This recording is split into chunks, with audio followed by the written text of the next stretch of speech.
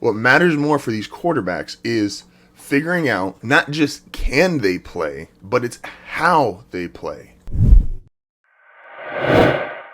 Good morning, good morning, good morning. Welcome to the episode of Heartfelt Radio. Appreciate you for tuning in today. This is the show that values time, so let's not waste any. So I want to start with all the rookie quarterbacks that just played these last couple days, okay? Like the first preseason game, Justin Fields looked really good. Trey Lance looked a little shaky, but had the really spectacular play. Zach Wilson with the Jets looked really good. I thought even better than I thought he was going to. Mac Jones looked like he did what Mac Jones does, which is solid footwork, solid throws, not a great arm, but plays within the system, handles himself extremely well. So they all had moments of looking like they were going to deliver. And I say all that to say, it unfortunately just doesn't matter. The preseason matters less and less every single year outside of guys who are fringe players trying to make a roster. This is why no one really blinked an eye when preseason games went from 4 to 3. And most people would even tell you we'd be down to go from 3 to 2. Now the fringe players, yes, because they need the extra time and they want to be able to make the spectacular play. And trust me, I'm not trying to ignore the fringe players. Denver's got Super Bowls because of fringe players making players in the preseason, aka Shannon Sharp, Terrell Davis, kind of as a little bit important for Super Bowls. But for these quarterbacks, who are first round picks, trying to prove, can they play? How soon can they start?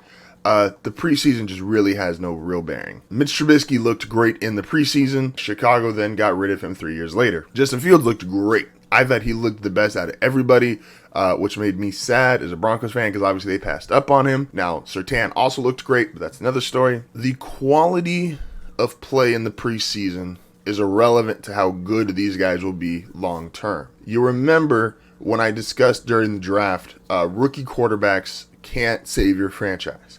And that's true. Now, rookie quarterbacks can help elevate your franchise, but any great player could. Aaron Donald's not a quarterback. He elevates the Rams franchise. Jalen Ramsey's not a quarterback. He elevates the Rams franchise. Justin Jefferson, receiver last year, he elevated the Vikings franchise. Great players do that. What matters more for these quarterbacks is figuring out not just can they play, but it's how they play. There's a reason why guys like Kyler Murray and Lamar Jackson have had the success they've had. Not only because they're very talented, but the system that was put around them. They allowed them to play to their strengths. Josh Allen just got a $238 million contract. He doesn't get that contract if he goes to a more dysfunctional team that is not putting the personnel and not putting the system around him to succeed. This goes for really talented guys. Kyler Murray is really talented. Lamar Jackson's talented. Josh Allen's talented. Patrick Mahomes is obviously otherworldly talented. He is better because he's in Kansas City versus had he gone to another team. Baker Mayfield,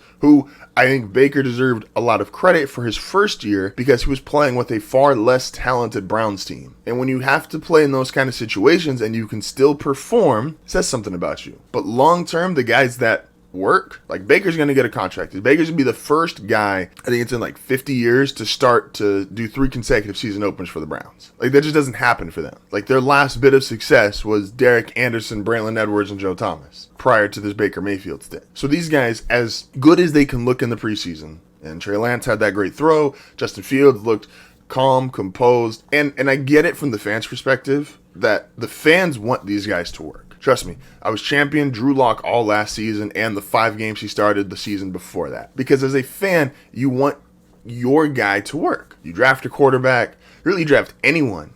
You always want that guy to turn into, for my example, you want the guy you draft to turn into a Ryan Clady. You want the guy you draft to turn into a Von Miller. You want the guy you draft to turn into a Brandon Marshall. Like you want these guys that you draft to be your guys to turn out to be great. Chicago gave Justin Fields a standing ovation before he took a snap. That kind of shows you where they feel about their quarterback situations the past couple seasons and just the hope that he provides. And they do. They all provide hope. Not taking that away. I've said that many times. Drafting a quarterback is one of the best things you can do as a franchise because it provides hope to a fan base that may be lacking, and Justin Fields has already inserted hope into the Chicago fan base. But unless they fix their offensive line, they make sure that they get the receivers around him to work, obviously their defense is already good. It does not matter how great Justin Fields is or can be, it's just not going to work. And that moment of realizing not only can he play, how good is he, like how high-end good is he or great is he, And then who do you surround him by and don't screw it up? Because you could put people around him and you could screw it up. Dak Prescott's a great example because when he came in the league, he had a great offensive line, he had a great running game, he had a couple good receivers, everything lined up good for him. Now, the Cowboys realized, okay, Dak's really good, borderline great, let's put new guys around him. And as we put new guys around him, if you look at the Dallas roster now, there's an argument maybe Dallas whiffed on some of these guys that they signed to long-term contracts. Maybe Amari Cooper's not a number one wide receiver. Maybe Jalen Smith isn't a 10 plus million a year linebacker. Like the contracts that they've given and now what their roster looks like, Dak might not be able to give or get the most out of his career had the Cowboys gotten the right players around him, similar to what Kansas City got around Mahomes. Kansas City Mahomes is like the dream of maximizing talent, situation, coaching, everything just hit 100 miles an hour, and it just works. Shout out to the preseason and how some of these guys played, but not going to mean much in the grand scheme of things. It's preseason football, guys. What do you have to say? Moving on, and I wanted to talk about this yesterday, but didn't get home until really late. The Field of Dreams game last week was wonderful. It was a wonderful event to watch. It was actually advertised very well, which is something baseball. If you've ever listened to Tony and I on 90 Feet, something that they struggle with tremendously. The game was fantastic. It highlighted stars, Giancarlo Stanton, Tim Anderson with the walk-off home run. The White Sox, one of the best teams in baseball. There was so much about that game that was well done, and I'm still nervous baseball is going to drop the ball. But here, when you make a YouTube channel and you have a video that's a hit, I've seen a bunch of people throughout the history of YouTube that they have a hit video. It gets 100,000, 200,000, it gets 500, it gets 1 million views, and then they never have another video get past like 100 or 200. Baseball has an opportunity right now with how well that game was done. If I'm them, is I start throwing in specialty games every week where you try to find all these different stadiums or venues that you can host a game in, giving out, now you work it out with like your season ticket holders in terms of, hey, this is where we're going to move this game and then we'll comp you this or whatever. You start getting new events and you start highlighting different guys.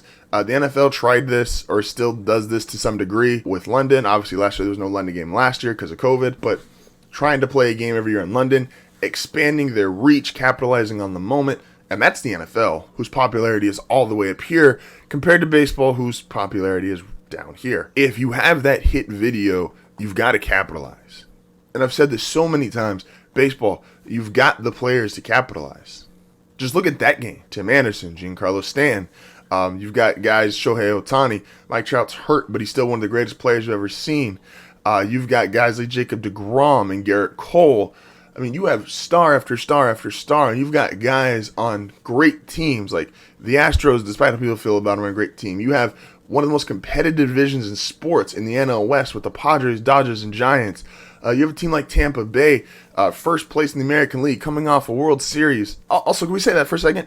Advertising in baseball is so bad that Wander Franco, who I love just because he's on the Rays. He's number one prospect in baseball coming out. The advertising is so bad that even though he's playing just okay, he has now been elevated to the, when you show like the pregame and it shows Rays versus whoever, Franco's the player they put up. What? Why? Like you could go with a pitcher, you could go with, I don't know, Randy Rosarina, Kevin Kiermaier. Like there's other guys who have put in a lot more time and are a lot more representative of the Tampa Bay brand than just the new number one prospect. But I don't think anybody knows what they're doing. So you get guys, that's how bad the advertising has been for baseball.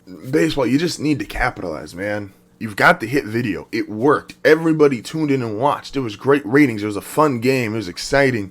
I heard casually people ask me about it. Like, no one asked me baseball questions. I get asked football and basketball questions all the time. No one asked me baseball questions. I've been asked baseball questions this last week. This is your time to capitalize, MLB. Please don't screw it up.